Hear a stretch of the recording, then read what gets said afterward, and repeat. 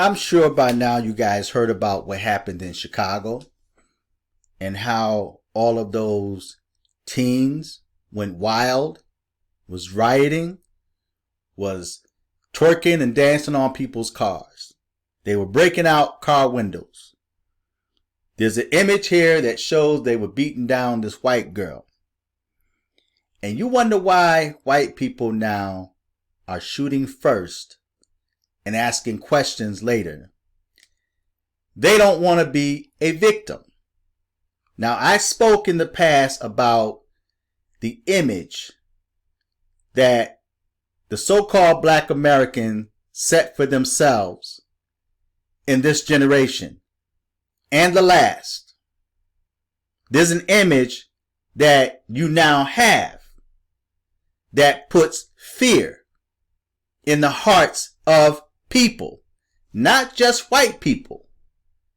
There are black people that can't even live around you, don't want to live around you, fear living around you.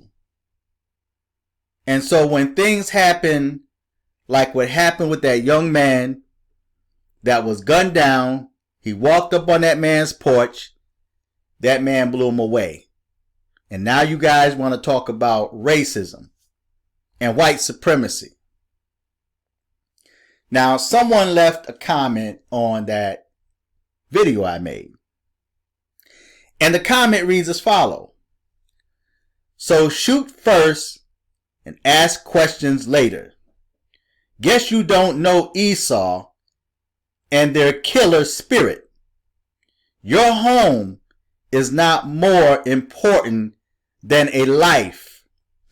My home, my family, what I worked hard for is worth much more than a thief and a murderer that's plotting to rob me or take my life or the life of my family.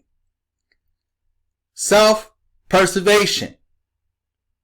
Okay? So yes, my family and my property is more important than a potential thief / robber / murderer.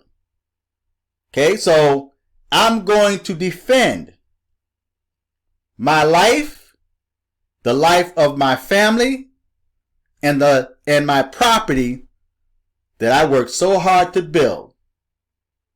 Now I know this generation have the mindset, those are just material things. You have insurance. Insurance will replace that. You can't replace a life. I would rather replace that life that goes around, that walks up and down the earth, seeking whom they may devour. Because if that life is stopped at my door, while I'm protecting myself and my family, if that life is stopped, we don't have to worry about that person going to threaten someone else's life or someone else's property. See, that's the problem with young people today. They feel entitled to your stuff that you worked hard for. They feel they are entitled to taking your stuff, even your life. And you should just sit back and let them do it, because a life is more valuable than your property. I beg the difference. So this person says, your home is not more important than a life. Your property is not more important. To hell with protecting your effed up property. Well, this sounds like a criminal. This sounds like the mind of a criminal that's upset at the fact that I'm the kind of person that would support a tax-paying citizen. I support them defending their property, their life, and the life of their family. This person that wrote this comment is a thief. Because if they weren't a thief or a criminal, they wouldn't be so upset. You can actually read and sense the anger of this person toward that video I made. It says, to hell with protecting your effed up property. You assume making yourself an ass. It's all about race, dummy. Now see, they're insulting me. They don't even know me. This person is upset. It has nothing to do with race.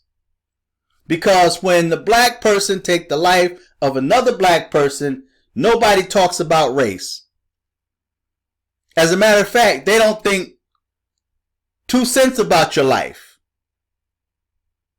No one talked about those tractor trailer trucks that went in black neighborhoods and dropped off firearms. The same firearms that's taken the lives of other black people. Who's talking about those tractor trailers that mysteriously shows up in black neighborhoods? That young black youth and even adults, illegal guns that they get their hands on and take the life of another black person or rob a business in a black neighborhood. Nobody talks about that. It says you assume making yourself an ass. It's all about race, dummy. Now, another thing too, I don't see y'all fighting against Joe Biden's crack pipes that he issued in the black community through the Catholic Church. Who's talking about that? But yet they're talking about how they're trying to save the young people and how there's a fentanyl addiction. But yet they're giving you crack pipes. And they're allowing or putting tractor trailer full of firearms, illegal guns in the black community because many of y'all are like ants that go to these little ant motels or these roach motels. They set poison down for you. You go in there, you take a piece, you take it back to your communities. You use it on your own people, taking the lives of your own people. But you get upset when someone like myself talking about defending yourself and your property. I'm from the old school. I came up in the 60s and the 70s. Times then was quite different. I still hold on to those values. I have not let them go. That's all I know. I refuse to become a part of this generation or the mindset of this generation. I refuse. And I encourage every law-abiding citizen, black or white, to arm yourself and to protect yourself and your property. Don't take on the mindset or mentality of the person that wrote this comment. It says you assume making yourself an ass. It's all about race, dummy. You living in a fantasy world. What if it was your sons? Now, I have 2 sons. They are adult men now. They have their own families now. They've never been incarcerated. Never been in trouble with the law.